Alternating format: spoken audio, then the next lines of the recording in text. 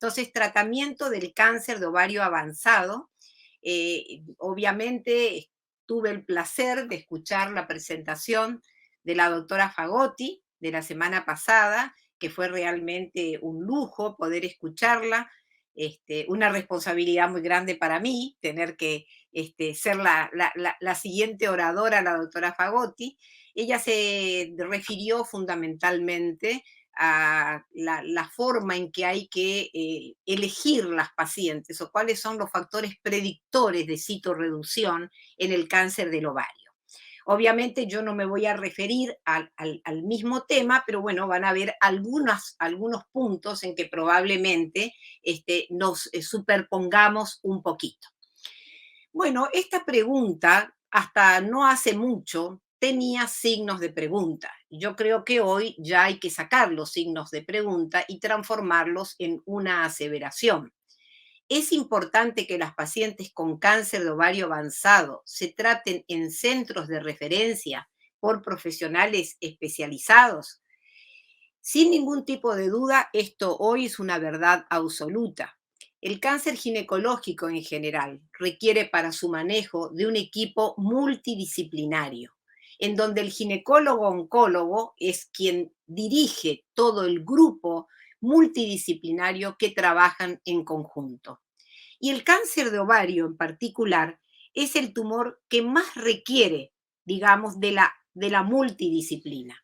El ginecólogo-oncólogo, nosotros tenemos que trabajar muy cerca del oncólogo clínico, y yo diría que cada día más con el advenimiento de las nuevas drogas. Tenemos que trabajar con los cirujanos generales, con los anestesiólogos especialistas en este tipo de cirugía, con la unidad de cuidado intensivo, infectología, medicina interna, gerontología, que es muy importante, los ginecopatólogos y los radiólogos especializados en imágenes ginecológicas, los radioterapeutas y la enfermería especializada. Como ustedes ven, a este cuadro publicado por el doctor Minich en el 2016, hay que seguir agregando equipos para trabajar en multidisciplina. Hoy en día el especialista en genética forma parte de todo este arsenal médico que maneja el cáncer de ovario, y también tenemos que considerar a los especialistas en fertilidad. Todos conocen al doctor Robert Bristow, que en su metaanálisis de ya hace mucho tiempo, del año 2002, concluye que en la era del platino, la citorreducción máxima es el factor determinante pronóstico más importante en las pacientes con estadio 3 y 4 de cáncer del ovario, y que por lo tanto estas pacientes deben ser referidas a centros expertos que tengan experiencia, un número de pacientes adecuado, a fin de poder darle a estas pacientes los mejores índices de curación sobre vida. Esta es un poco la agenda que yo quería compartir con ustedes en la mañana de hoy. Sabemos que en cáncer de ovario avanzado hay muchísima data retrospectiva, muchísima, muchas de ellas contradictorias. Por eso me quiero centrar en que analicemos juntos, tanto en cirugía de citorreducción primaria y de intervalo, como en cirugía de secundaria, de citorreducción secundaria, fundamentalmente los estudios prospectivos y randomizados que avalan a cada una de estas prácticas quirúrgicas. Y por supuesto también, como habíamos hablado con el doctor Cantú, compartir un poco qué es lo que realizamos nosotros en nuestro medio, en nuestro hospital, y también cuál es la práctica recomendada por la Asociación Argentina de Ginecología Oncológica en nuestro país. Empezamos con la cirugía de citorreducción primaria o la cirugía de intervalo. ¿Cuál de las dos cirugías debe ser indicada como primer gesto quirúrgico, como primer gesto terapéutico en el cáncer avanzado del ovario? Todos conocemos el trabajo de Bergot, que fue publicado ya hace bastante tiempo, en el año 2010, el trabajo del EORTC. 670 pacientes, estadios 3C y 4, 336 en una rama, 334 en una. El índice fueron randomizadas para cirugía primaria o quimioterapia seguida de cirugía de intervalo y quimioterapia.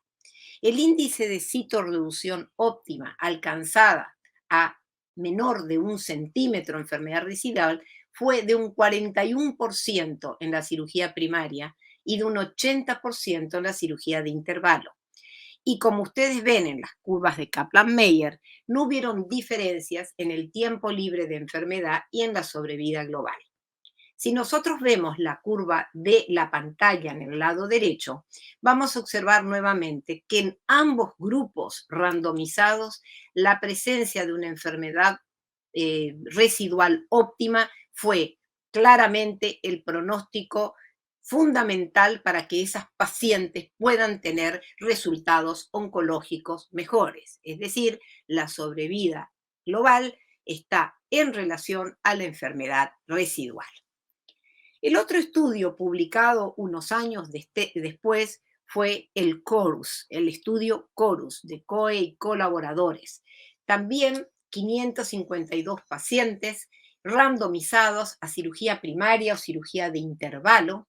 La randomización se realizó fundamentalmente con clínica e imágenes. Se utilizó poco la laparoscopía diagnóstica. A veces cuando en la rama quirúrgica se hacían las biopsias por la laparoscopía o por en el momento quirúrgico.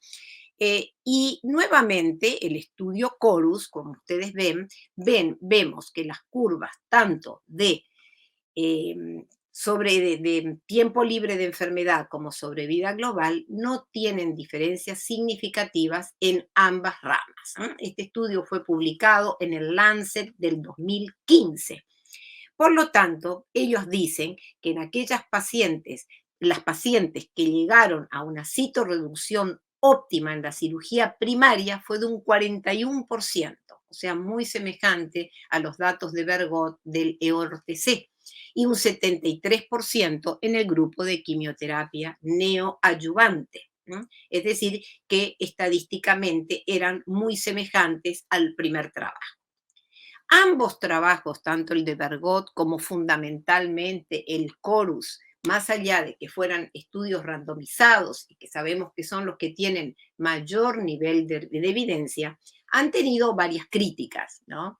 El CORUS, por ejemplo, incorporó muchas pacientes que eran pacientes añosas, incorporó muchos estadios 4, llamaba mucho la atención el tiempo medio de cirugía para cirugías que son realmente muy extensas, pero a pesar de las críticas, claramente fue un diseño randomizado que, insisto, es lo que nos da un mayor nivel de evidencia.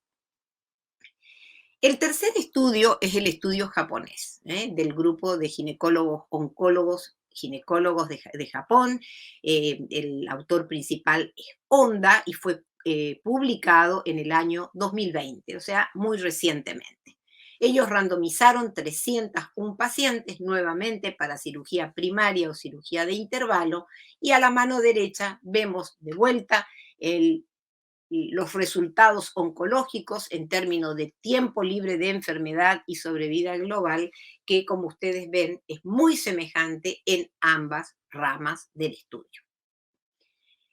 Si nosotros evaluamos el estudio de Honda, como todos los otros, la enfermedad residual es el factor pronóstico más importante en cualquiera de las ramas, es decir, lograr enfermedad residual sigue siendo, como en aquellos primeros trabajos o primeros metaanálisis de Bristow, el factor pronóstico de mayor valor. Acá también vemos cómo en este trabajo japonés se subdividen las pacientes en cada uno de los grupos, tanto en el grupo de neoadyuvancia como de tratamiento primario, según subgrupos o factores, como el estadio clínico 3 o 4, la edad, el performance status, el nivel de albúmina, el nivel del CA125, como ustedes ven en el cuadro, y de todas maneras en los subgrupos tampoco no hubieron grandes diferencias en cuanto a los resultados oncológicos. Entonces la pregunta ¿es importante para decidir el concepto de selección de las pacientes? ¿Es posible de que las imágenes no sean suficientes como para que en aquellas pacientes llevadas en estos estudios randomizados a citorreducción primaria se obtengan índices de citorreducción que no lleguen al 50%. Bueno, todos conocen y estuvo con ustedes la doctora Fagotti, quien en el año, ya bastante tiempo, en el año 2004, publica su primer estudio sobre el rol de la evaluación laparoscópica para lograr citorreducción óptima en el cáncer avanzado del ovario.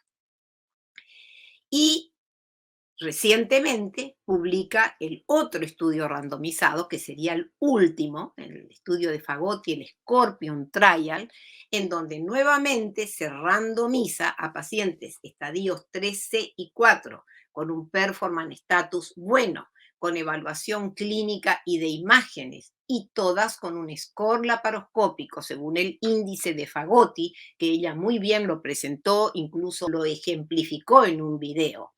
Eran pacientes que tenían un score laparoscópico de 8 a 12, es decir, que era un grupo de pacientes muy bien balanceadas. 84 en citorreducción primaria, 87 pacientes en el brazo de neoadyuvancia. Y nuevamente vemos que el índice de citorreducción completa fue de 47% en el grupo de citorreducción primaria, un poquito mejor que en los estudios previos, versus un 77% en el grupo de quimioterapia neoadyuvante seguido de cirugía de intervalo. Y acá hacen hincapié, y esto también se vio en los demás estudios, que el índice de complicaciones es mucho mayor en el grupo de pacientes sometidas a la citorreducción primaria que en las pacientes sometidas a la citorreducción de intervalo. Y esto es un punto claramente importante. Acá vemos las curvas de Kaplan-Meier del estudio de la doctora Fagotti, en donde vemos la Progression Free Survival y la Overall Survival, que son iguales, estadísticamente sin diferencia estadística, es decir, no hay inferioridad en cuanto a resultados oncológicos en el grupo que inicia su tratamiento primario con quimioterapia neoadyuvante. Concluyen entonces 47% de citorreducción óptima utilizando, insisto, imágenes y el score laparoscópico de Fagotti. La quimioterapia neoadyuvante y la cirugía primaria tienen la misma eficacia cuando se usa en sus máximas posibilidades, pero el perfil de toxicidad es diferente. Este es un estudio muy interesante de Alexander Melamed, que conocemos que habitualmente trabaja mucho con las bases de datos americanas, y creo que es un estudio interesante, ¿no? En una revisión de base, el número de pacientes es enorme. Revisó más de 50.000 pacientes tratadas con cirugía primaria y 20.000 pacientes tratadas con cirugía de intervalo. Y ustedes ven en la curva de color naranja cómo la cirugía de intervalo, es decir, la quimioterapia neoadyuvante, va aumentando en Estados Unidos a medida de que van saliendo los diferentes trials randomizados. Fíjense que para el 2016 un 50% de las pacientes con cáncer de ovario avanzado fueron tratadas con la modalidad de neoadyuvancia, intervalo y nuevamente quimioterapia. Y la curva de arriba, con los puntitos azules oscuros o negros, ustedes fíjense, es la sobrevida media. Y a medida que aumenta la modalidad de neoadyuvancia, la sobrevida no disminuye. Es decir, que uno esperaría, bueno, si la neoadyuvancia es un tratamiento que no da buenos resultados, teóricamente la sobrevida, digamos, la sobrevida media debería disminuir. En la curva de la izquierda vemos todos los tumores epiteliales de ovario y en la curva de la derecha los tumores epiteliales de alto grado. Obviamente también tenemos que pensar que en el transcurso de los años el tratamiento médico ha mejorado muchísimo. La incorporación del bevacizumab puede tener impacto en este tema, pero lo concreto es que no ha habido un una peor evolución oncológica a medida que aumenta el ofrecimiento, la realización de neoadyuvancia en la población de Estados Unidos. Esto es lo que nos dice la Sociedad de Ginecólogos Oncólogos Americanos y la Sociedad Americana de Oncólogos Clínicos. Dice que aquellas mujeres que tienen riesgo de no llegar a una citorreducción óptima menor de 1 centímetro o idealmente no visible, deben recibir neoadyuvancia. ¿Y cómo sabemos esto? Bueno, muy bien la doctora Fagotti lo analizó, cuáles son los predictores de citorreducción. Y por supuesto, el uso de las imágenes y la laparoscopía, que yo creo que realmente aporta en la elección del tratamiento. La neoadyuvancia no es inferior al tratamiento primario en cuanto a los resultados oncológicos y tiene menor morbilidad y mortalidad postoperatoria. Por lo tanto, la cirugía de citorreducción primaria debe ser ofrecida a pacientes muy seleccionadas. Bueno, este es el estudio que aún está en marcha, que es el TRUST Trial. Ya tenemos varios estudios que dicen que no hay diferencia. Ahora está el TRUST Trial, que ya se reclutaron las pacientes, pero que los resultados aún falta, será el año que viene o en el año 2023. Entonces ustedes ven que tenemos el EORTC, el Corus, el japonés, el Scorpion, que nos muestra diferencias, y el TRUST Trial, que es un nuevo estudio fase 3 que compara ambas modalidades de tratamiento, la cirugía primaria versus la neoadyuvancia. Bueno, ellos esperan que dado que se han incorporado instituciones de mucha experiencia en cuanto al número de pacientes y al manejo del cáncer avanzado del ovario, ellos lo que esperan es que se puedan lograr índices de citorreducción primaria que sean mayores del 50%.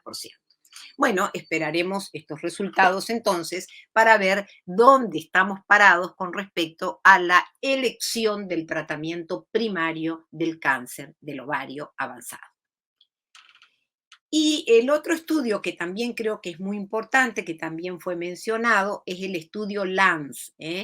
Aquellas pacientes que inician neoadyuvancia y que logran una respuesta clínica y de marcadores que sea adecuada, una respuesta completa y con marcadores negativos, si la cirugía mínimamente invasiva, es decir, si la laparoscopía ofrece los mismos resultados que la laparotomía. La hipótesis es que en pacientes que tuvieron una respuesta completa o parcial al tratamiento quimioterápico, pueden ser operadas perfectamente con cirugía mínimamente invasiva y que esta no sería inferior en términos de resultados que la cirugía laparotómica. Esto claramente puede ser un avance, pero obviamente es un trabajo que está aún en marcha. Habíamos hablado con David bueno, que era interesante que yo les mostrara un poquito la experiencia nuestra, ¿no? Este trabajo del grupo del Hospital Italiano de Buenos Aires, de nuestra experiencia en el tratamiento del cáncer avanzado del ovario, bueno, fue un trabajo muy deseado porque realmente el poder tener toda la data de los cánceres de ovarios avanzados, con todas las variables que tienen, porque todos los cánceres avanzados no son lo mismo. Entonces, bueno, hemos podido lograr y estamos muy contentos de haber presentado y publicado en la revista Medicina, que es una revista con referato, así que ustedes pueden tener acceso a todo el artículo. Es una presentación retrospectiva, claramente, humildemente, al lado de los otros estudios prospectivos y randomizados. Nuestra corte, en esta corte hemos evaluado el tiempo libre de enfermedad y la sobrevida global en pacientes con cánceres epiteliales tratados en nuestro hospital desde junio del 19 a junio del 17. Eran tumores primarios del ovario, estadios 3 o 4, tratados todos en nuestra institución con un seguimiento mínimo de 2 años. Se excluyeron los mucinosos, los serosos de bajo grado, los tumores sincrónicos o aquellos tumores que tuvieron progresión intratratamiento. Esos fueron 30 pacientes que fueron excluidos durante la neoadyuvancia. La decisión terapéutica fue a través del examen físico, TC de tórax, resonancia o TC de abdomen y pelvis, CA-125 y laparoscopía diagnóstica que se aplicó en el 60% de las pacientes. Luego, con estos datos, un comité de tumores multidisciplinario definió la estrategia de quimioterapia neoadyuvante o cirugía primaria. De las 231 pacientes evaluadas inicialmente, 170 cumplieron los criterios de inclusión, 72 en la rama quirúrgica y 98 en la rama de quimioterapia neoadyuvante y cirugía de intervalo. Esta es la famosa tabla 1 con características de las pacientes. Y acá podemos ver que si bien en algunos ítems la población está balanceada, hay algunos puntos que yo les marqué en rojo y que pueden, en cierto modo, también explicar el resultado de esta investigación. En el grupo de pacientes con neoadyuvancia, el CA-125 era mayor, había ascitis con mayor frecuencia y había más estadios 4, a pesar de que el número de estadios 4 no era un número muy importante. Es decir, que claramente esto nos muestra en cierto modo que el grupo de neoadyuvancia era un grupo de pacientes más graves, ¿no? La mayoría de los tumores eran serosos, ¿no? Serosos de alto grado, y obtuvimos citorreducción óptima en el 75% de la citorreducción primaria y en el 79% de la cirugía de intervalo. Es decir, obviamente llama la atención por qué los estudios randomizados tienen índices de citorreducción primaria mucho menores y nosotros tenemos este índice de citorreducción. Insisto, no es un trabajo randomizado y acá hay una selección muy importante de pacientes, ¿no? Con respecto a los resultados perioperatorios, tampoco el porcentaje de resecciones diafragmáticas, intestinales, el tiempo quirúrgico, las transfusiones no tuvieron diferencias en ambos grupos y respecto a las complicaciones tampoco. Cuando evaluamos complicaciones postoperatorias, días de internación, complicaciones grado 3 o 4 de la clasificación de Clavidien, el índice de reinternación y reoperación. Y acá tenemos las curvas de sobrevida libre de enfermedad, en donde podemos ver que la mediana de sobrevida libre de enfermedad para el grupo de cirugía de citorreducción primaria fue de 2,5 años, mientras que para el grupo de cirugía de intervalo fue de 1,4 años. Respecto a la supervivencia, tenemos 5,8 años en el grupo de citorreducción primaria, 3,5 años en el grupo de citorreducción de intervalo, y fíjense qué interesante, aquellas 30 pacientes que no respondieron a la quimioterapia neoadyuvante, que fueron sacadas de la evaluación de ambas modalidades terapéuticas, tuvieron únicamente 1 año y medio de sobrevida. Claramente, tumores que no responden a la quimioterapia son biológicamente mucho más agresivos y tienen, por supuesto, un resultado oncológico que es realmente muy poco satisfactorio. Nuestra conclusión fue que la mediana de sobrevida libre de enfermedad fue de 22,5 años en cirugía primaria y 1,4 años en el intervalo. La sobrevida global, 5,8 años en la primaria y 3,5 años en el intervalo. Los resultados perioperatorios fueron similares y las tasas de citorreducción también fueron similares. De todas maneras, insisto, fueron grupos de pacientes no balanceadas. Esto puede influenciar. Y segundo, la elección del tratamiento, es decir, iban a cirugías de citorreducción primarias aquellas pacientes que realmente nosotros teníamos no una seguridad plena, pero una gran seguridad de que podíamos lograr citorreducción primaria completa, con todos los elementos que tenemos para la evaluación, la clínica, las imágenes y la laparoscopía. Quería también mostrarles, porque creo que es interesante, seguramente ustedes en México también lo utilizan, pero nosotros ya hace unos años estamos utilizando, estamos trabajando con los clínicos gerontólogos para poder evaluar y previo a la elección del tratamiento, la fragilidad de las pacientes. Este es un estudio que está por publicarse en el Maturitas, realizado, insisto, con el grupo de los oncólogos clínicos. El doctor Sminiaski es un médico muy, muy entusiasta en el manejo de estas pacientes. ¿Y en qué se basa? En que el 70% de las pacientes con cáncer ginecológico tienen más de 60 años. Las pacientes, estas pacientes mayores, es donde hay que estimar más que la edad cronológica, la edad biológica, es decir, cuál es la verdad respecto a su estado clínico, a sus cofactores, a la medicación que tienen, etcétera. Y esto va a determinar la fragilidad.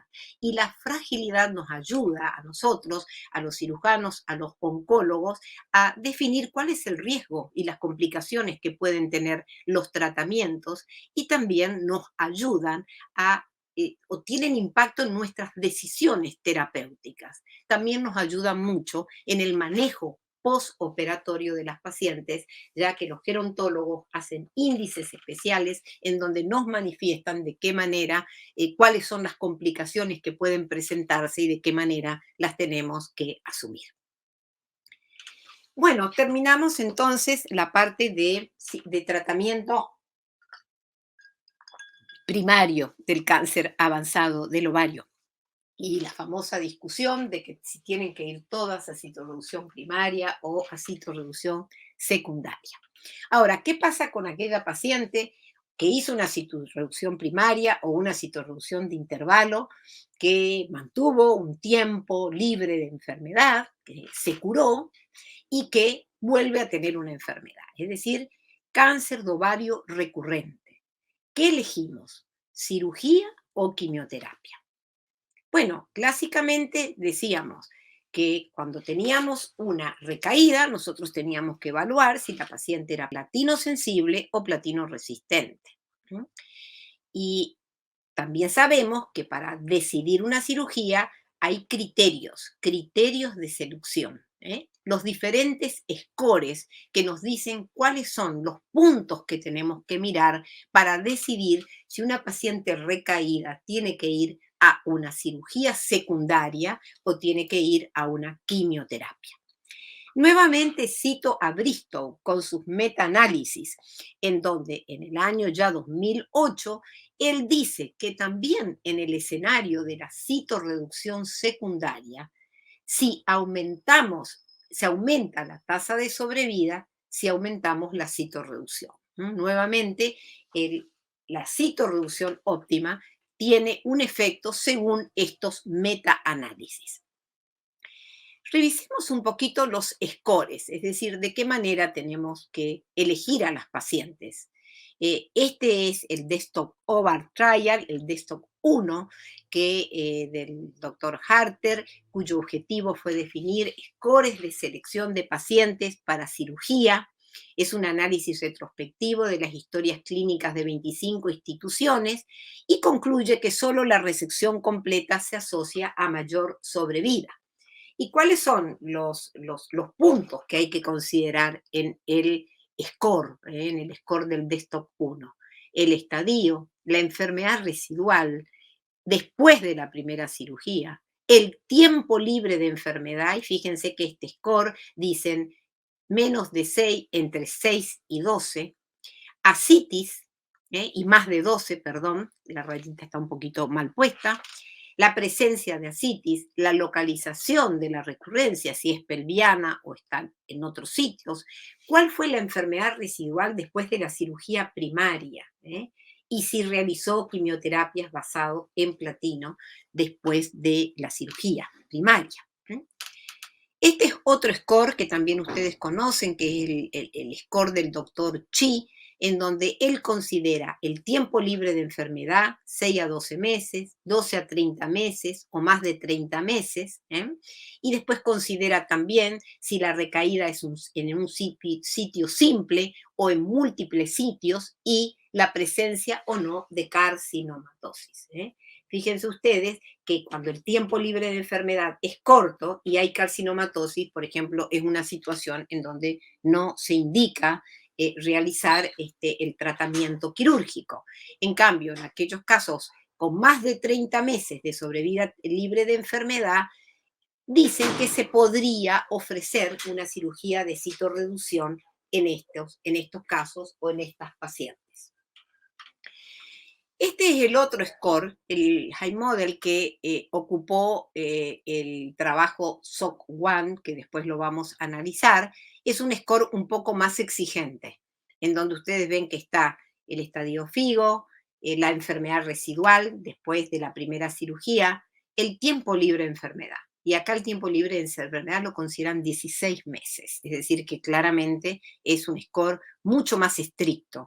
El performance status, el valor del CA125 y la CITIS, si hay CITIS sí o no en la recurrencia. Y se habla de un score bajo cuando este suma menos de 4.7 puntos y alto más de 4.7 puntos, y ahí un poquitito se definiría si el tratamiento va a ser la cirugía o va a ser la quimioterapia.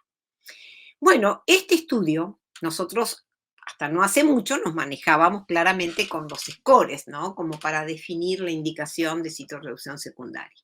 El GEO 213 del doctor Coleman, publicado en el 2019, vino un poquitito a mover el tablero y a dar algunas otras opciones interesantes, porque el GOG 213, que randomizó 240 pacientes recaídas para cirugía de citorreducción primaria y 245 para quimioterapia, es decir, no cirugía, fíjense ustedes que las curvas de sobrevida libre de enfermedad y de sobrevida global son realmente semejantes. Y lo más importante es cuando se evalúa el GOG 213, la calidad de vida de ambos grupos, ven que tampoco hay diferencias significativas si fueron operadas o si fueron llevadas a quimioterapia. Este es el Desktop 3, el estudio europeo de Andrea Dubois, que fue presentada en ASCO. No está todavía publicado. La idea, yo estuve averiguando antes de esta presentación si qué pasaba con la publicación en el New England. Está para publicarse, pero todavía no se publicó, en donde fíjense ustedes que 408 pacientes randomizadas, recaídas, cirugía primaria y no cirugía, la sobrevida media en el grupo cirugía supera en 7.7 meses a el grupo de no cirugía.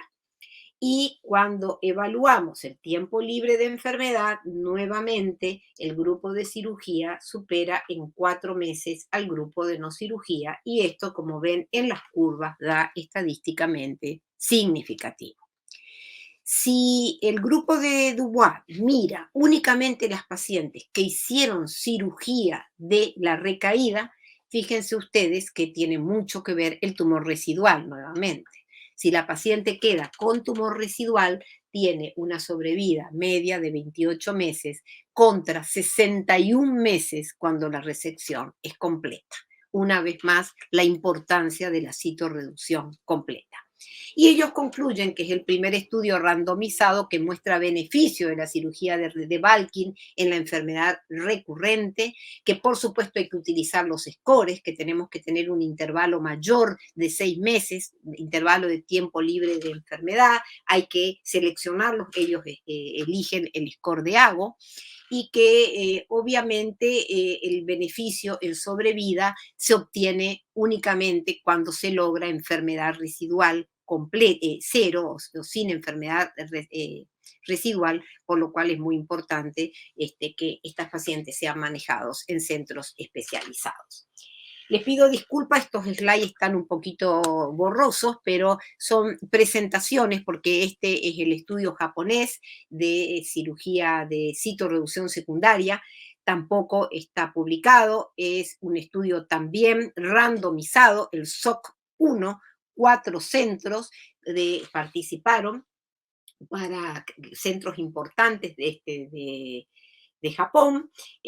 Todavía el objetivo primario es la sobrevida global. Lo único que han publicado en ASCO es el tiempo libre de enfermedad, que como ustedes bien ven en el grupo quirúrgico es de un 38% contra un 22% en el grupo de no cirugía.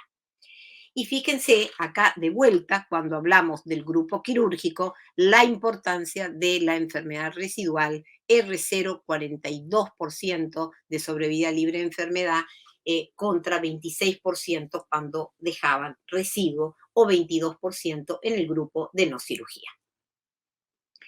Entonces, comparemos estos estudios, el DESTOP, el SOP, el GOG 213.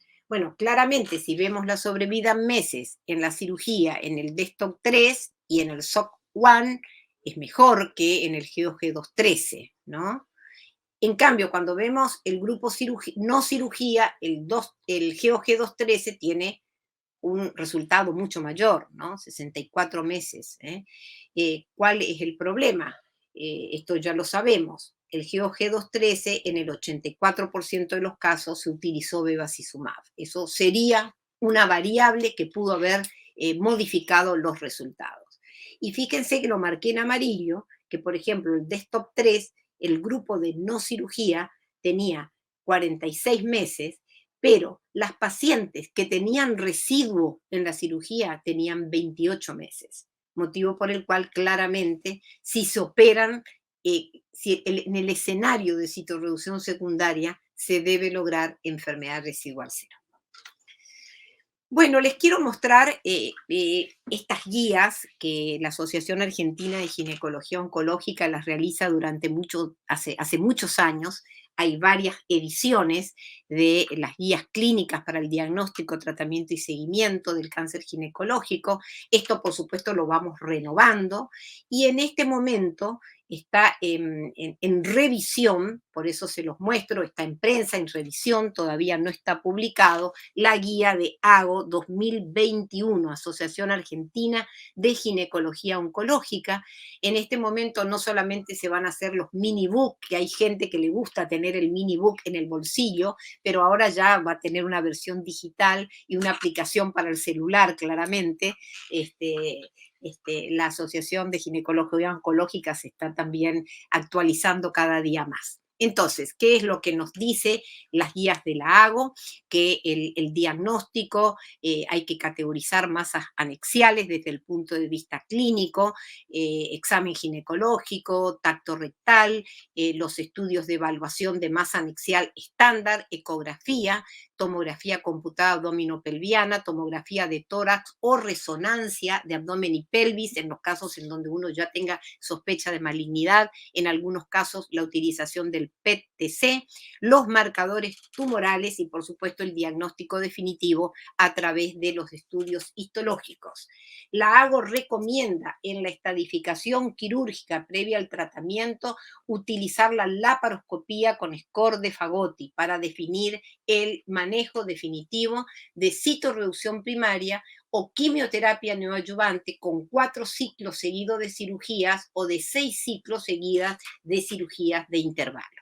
Respecto a la cirugía secundaria o cirugía de la recaída, seleccionar los pacientes teniendo muy en cuenta, por supuesto, el sitio de recaída, el número de regiones afectadas, la carcinomatosis, el momento, es decir, el tiempo libre de enfermedad y el performance status de la paciente. Respecto a la parte clínica, el tratamiento sistémico de primera línea, platino y taxanos, cuando la citorreducción es completa, algunos centros de nuestro país utilizan la quimioterapia intraperitoneal más intravenosa. De paso, les comento que en el trabajo nuestro del Hospital Italiano habían 15 pacientes que recibieron en el grupo de cirugía de citorreducción primaria quimioterapia intraperitoneal, pero no tuvimos diferencias con respecto a la evolución y tuvimos bastante complicaciones. Perdón, cuando la citorreducción incompleta a la quimioterapia endovenosa se agrega bevacizumab, a las BRCA mutadas o la PARIP de mantenimiento, El IPEC es muy controversial, hay poca evidencia, por lo tanto no es una recomendación que realiza nuestra sociedad. Y en el tratamiento de mantenimiento luego de la primera línea, hoy en día tenemos tantas nuevas drogas que la AGO recomienda fuertemente la realización del consejo genético a todas las pacientes con cáncer de ovario, pruebas germinales y somática, ya que a las BRCA mutadas hay que darle los inhibidores del PAR y el bevacizumab, y también la determinación de la deficiencia de recombinación homóloga, porque da beneficios también en las no mutadas para el uso de inhibidores, ¿no? Por supuesto, en el cáncer de ovario recurrente, los oncólogos clínicos tendrán que evaluar si es platino sensible o no sensible, si está BRCA mutado o no mutado, para hacer la elección de los diferentes tratamientos. Concluimos entonces que respecto a la cirugía primaria de intervalo es muy importante la selección clínica, imagenológica y laparoscópica, que en la cirugía de intervalo se está evaluando en el trial LACE el uso de la cirugía mínimamente invasiva, ya que hoy la estándar es la cirugía abierta. En la enfermedad recurrente hay que seleccionar muy bien los casos, utilizando los scores, el que crea más conveniente el centro tratante. El bevacizumab en combinación puede dar iguales resultados que la cirugía según el GG213, así que bueno, creo que hay bastante por delante todavía con las nuevas drogas como para poder definir claramente el manejo de la enfermedad recaída. Muchas gracias por escucharme, fue un placer estar con ustedes y ahora por supuesto vamos a compartir la discusión. Muchas gracias, Miriam. Muy interesante tu revisión. Ha creado muchas preguntas por parte de la audiencia y empezaremos con ellas. Algo que a todos nos llama la atención y muchas veces no podemos definir qué pacientes realmente llevar a quimioterapia neoadyuvante contra aquellas para llevarlas a cirugía de inicio. Una de las preguntas es, ¿ustedes particularmente en qué basan su decisión para tomar una conducta o tomar la otra? Bien, yo creo que es fundamental contar con todas las herramientas para la evaluación preterapéutica de la paciente. Como ustedes vieron en el trabajo que mostramos, tenemos la suerte de trabajar en un hospital en donde la multidisciplina funciona. Tenemos radiólogos que están abocados exclusivamente a cáncer ginecológico, es decir, que las imágenes son sumamente importantes. Y nosotros hemos incorporado en todos nuestros casos, a no ser casos muy especiales de pacientes con un muy mal performance status, muy mal estado general, en donde utilizamos punción a través de imágenes, a través de, sí, con control de imágenes. En todas las pacientes las llevamos a cirugía laparoscópica para evaluar el score de Fagotti. Ahora, si yo tengo que decir cuáles son los puntos más importantes, y es muy importante el performance de la paciente. El performance status es muy importante. Y como yo les mostré en la valoración que nos hacen los gerontólogos, por ahí no es solamente la edad cronológica, es la fragilidad del paciente. Claramente hay pacientes que no están en condiciones, por más de que pudieran tener una gran cirugía que las deje con enfermedad óptima, que no están en condiciones clínicas para poder asumir esa cirugía. O sea que yo en primera instancia diría eso, que tenemos que ver qué paciente tenemos. Y en aquella paciente que está bien, que tiene un buen performance, que la valoración clínica asevera que es una paciente con una fragilidad mínima o que puede ser perfectamente manejada, utilizamos las imágenes y el score de Fagotti. Y dentro del score de Fagotti, claramente la retracción del mesenterio, ¿no? Y la carcinomatosis, muy importante. Yo a veces digo que la carcinomatosis en cáncer de ovario a veces no son a pequeños puntos, sino que son placas tumorales. que infiltran el peritoneo, que infiltran las cúpulas diafragmáticas. O, por ejemplo, la carcinomatosis arriba de la serosa en intestino delgado. Claramente, eso es de entrada ya una contraindicación para realizar el tratamiento. En general, la asitis, muy importante, y la asitis que en el preoperatorio vuelve y vuelve, ya nos está hablando de la posible carcinomatosis masiva de las asas intestinales, etcétera. Así que yo diría que esos puntos fundamentalmente, enfermedad ganglionar en el hilio hepático, claramente también, son los puntos que desestiman la indicación. Utilizamos el índice de Fagoti con índice menos de 8 y más de 8. E insisto, muchas veces ya previamente, con las imágenes y el estado clínico de la paciente, uno ve de que son pacientes que tienen que ir a una cirugía, a una quimioterapia y no a una cirugía interval, no a una cirugía primaria. En estas pacientes frágiles, tu recomendación entonces sería todas a quimioterapia neoadyuvante. Bueno, depende de qué fragilidad sea, David, porque ojo que los oncólogos clínicos también dicen, atención, nosotros también tenemos lo nuestro. No significa que todas las pacientes frágiles. Yo diría que hay algunas pacientes que inclusive el tratamiento quimioterápico tiene que ser a medida y que son esas pacientes en general que yo les mostré en la evaluación de nuestros casos, esas 30 pacientes que no terminaron la quimioterapia neoadyuvante, que progresaron durante el tratamiento, ¿no? Es decir, que claramente si son pacientes que tienen cierta fragilidad, que tienen scores mayor de 8, bueno, no hay ningún tipo de duda. O si son pacientes que tienen una fragilidad importante, un performance status que no es muy bueno, por más que no tengan un score muy elevado, y sí, a veces lo discutimos, lo vemos con los oncólogos clínicos y a veces empezamos con quimioterapia no adyuvante. Y la verdad es que la quimioterapia, que a veces uno dice les va a hacer peor, a muchas de estas pacientes realmente les hace bien, ¿no? Les disminuye la citis, les mejora el humor, les mejora el estado general, etc. ¿Utilizan alguna escala en particular para fragilidad? ¿O es como que, bueno, se me hace que sí, se No, ve no, medio no, no, no, no, mal? no, no, no, no, no, no, no, no.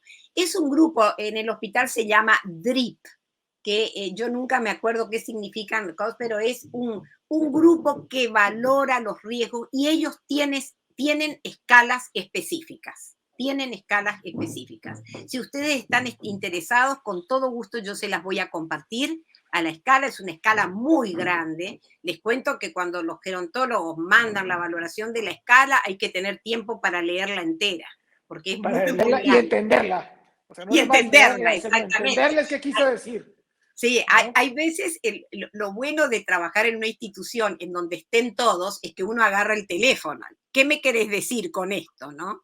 Pero hemos aprendido junto a ellos de toda esa gran información que nos da, qué son los temas que realmente nosotros tenemos que tener en cuenta. Y muchas veces nos ayuda mucho, ¿saben qué? Al postoperatorio. Los gerontólogos saben cómo tenemos que manejar el postoperatorio, nos establecen qué riesgo tiene la paciente de confusión postoperatoria y qué medidas tenemos que tomar para evitar esto, qué tipo de habitaciones, con qué familiares tienen que estar. Es decir, realmente es interesante, digo, para los cirujanos que somos así como más estrictos, el tener esta multidisciplina y esta otra mirada es muy enriquecedora. Claro. Nos preguntan por acá que si los valores de C125, ascitis y demás tiene algún impacto en la decisión de llevar a estos pacientes a quimioterapia neoadyuvante contra cirugía de inicio. Y bueno, yo diría que sí. Yo diría que sí, que todo es una cadena. Porque digamos, si nosotros tenemos CA125 muy elevado, probablemente tengamos ascitis y probablemente tengamos una carcinomatosis masiva que tome el intestino y todo. Es decir, todo va un poquito encadenado. Por eso yo decía que hay algunos casos donde vienen pacientes con asitis importantes, que uno las punza y a las 12 horas están con asitis de vuelta, que las imágenes muestran enfermedad grosera en todos los sitios que estamos diciendo que son contraindicación de cirugía. Bueno, por ahí esas señoras ni siquiera van a una laparoscopía, sino que hablamos con los imagenólogos para obtener una biopsia, por ejemplo, de una torta epiploica y empezar lo antes posible el tratamiento sistémico. Pero es toda una cadena. Si tenemos una paciente con 1000 y pico de CA 125, y sí, probablemente eso esté asociado a una carcinomatosis masiva intestinal que no permita la citorreducción primaria. En enfermedad del abdomen superior, que posiblemente es uno de los puntos más complejos para definir en la citorreducción en cáncer de ovario, ¿qué conducta llevan ustedes y quién es el que realiza estos procedimientos de abdomen superior? Muy bien. Bueno, tenemos un equipo. Nosotros contamos con cirujanos generales. Hay cirujanos generales que trabajan con el equipo de ovario de ginecología oncológica, o a veces no ovario, ¿eh? Sabemos que tenemos algunos cánceres de endometrio también, pero avanzados es menos frecuente. Pero nosotros tenemos cirujanos generales que participan del equipo quirúrgico junto con el ginecólogo oncólogo para realizar, por ejemplo, resecciones de diafragma. A veces hay que poner tubos porque se abre el diafragma, hay veces que hay que sacar el vaso, hacer resecciones intestinales amplias. Bueno, siempre, por supuesto, con la idea de llevar a enfermedad residual óptima. Por eso creo que la presencia del ginecólogo-oncólogo, que es quien conoce la biología del cáncer de ovario y qué es lo que tenemos que buscar en el cáncer de ovario, es fundamental a la hora de la decisión, incluso intraquirúrgica. Interesante. En el momento actual, y viendo que para enfermedad recurrente, con la evidencia que hay, el uso de bevacizumab podría ser un sustituto de la cirugía. Bueno, es lo que nos hace pensar el trabajo de Coleman. Es lo que nos hace pensar el trabajo de Coleman. Porque la diferencia importante con los otros dos trabajos, con el de Dubois y con el SOC, es eso, el agregado de bevacizumab. Entonces uno podría pensar que sí, que podría ser esa la opción, y que por eso a Coleman le da esos resultados, ¿no? ¿Y el uso de inhibidores de PARP en este grupo de individuos? Bueno, no está Recurrente, bueno, posiblemente sí, bevacizumab, inhibidor de PARP. sí. Bueno, eso claramente dependerá un poco también del estado genético que tenga la paciente. En las BRCA mutadas sí, se está utilizando los inhibidores del PAR junto con el bevacizumab. Hay otros inhibidores del PAR que también están teniendo efecto en las pacientes que no tienen mutación genética. Así que yo creo que cuando uno tiene una paciente con un tiempo libre de enfermedad mayor de 12 meses, algunos dicen más de 6 meses, yo creo que el tiempo libre es muy importante, que tuvo una primera cirugía con residuo cero, que tiene buen performance. Independientemente de si fue de inicio la cirugía o de intervalo. Bueno, vos sabés que todos los papers dicen que es muy importante, todos los índices dicen que es muy importante qué enfermedad residual tuvo en la cirugía primaria. No O lo, sea, no, no, no, no lo separan si es en la cirugía primaria o de intervalo, pero digamos que si nosotros vemos los estudios de cirugía primaria contra intervalo, todos ellos muestran las curvas de sobrevida y de sobrevida libre de enfermedad, ya sea en un grupo o en otro, según enfermedad residual. claro. Y otra pregunta de acá de la audiencia. ¿Qué opinas del HIPEC? Que obviamente va a haber una sesión específica de HIPEC, pero ustedes en Buenos Aires, ¿qué sugieren o qué opinan del HIPEC en cirugía de ovario avanzado? Bueno, acá en nuestro país hay 1 o 2 grupos que hacen HIPEC y que les va bien con el HIPEC. Más allá de que este trabajo que nosotros publicamos ahora fue el primer trabajo nacional con resultados oncológicos. Los otros trabajos publicados en la Argentina se refieren fundamentalmente a enfermedad residual, es decir, qué enfermedad residual logran en cada una de las ramas. Hay 2 centros que tienen experiencia y que les va bien desde el punto de vista técnico y desde el punto de vista de complicaciones y de manejo. ¿De acuerdo?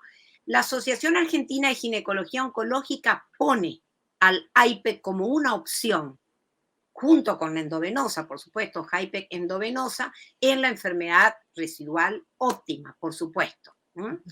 Nosotros en nuestro grupo, en esa corte de pacientes que presentamos, tuvimos 15 casos en donde usamos HIPEC y en donde las pacientes pudieron completar el HIPEC.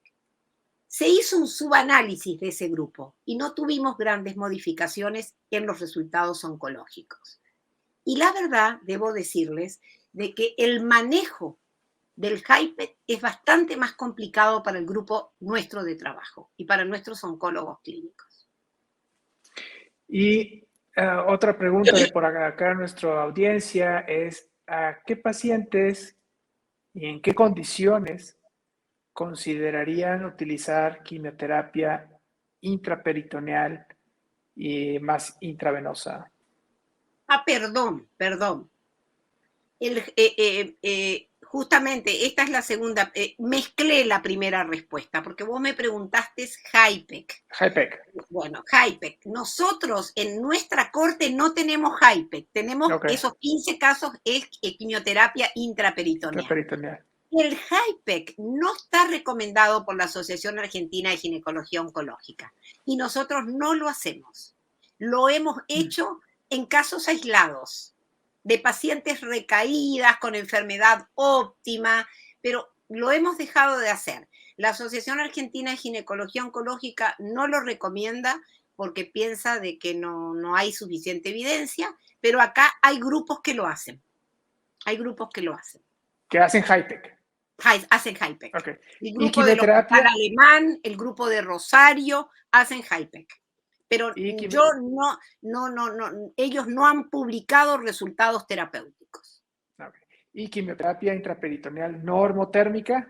Eso sí está recomendado por la sociedad y como te decía yo, nosotros lo hacíamos, dejamos de hacerlo, porque por otro lado, el gran auge de la quimioterapia intraperitoneal después de los trabajos de Armstrong fue un poquito decayendo en el mundo, ¿no?